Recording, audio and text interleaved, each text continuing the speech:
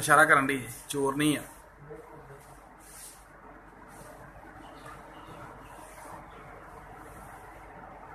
ਇਹ ਹੋ ਗਿਆ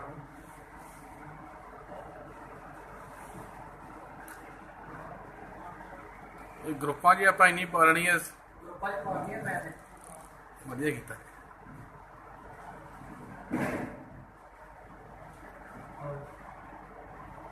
ਉਹ ਚਾਬੀ ਹੋ ਗਈ ਲੱਗੀ ਲੱਗੀ ਕਿਉਂ ਜਾਂਦਾ ਹਾਂ।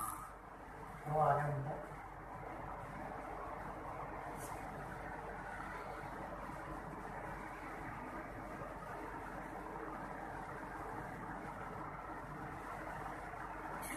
ਇਹਦਾ ਯਾਰ ਜੇ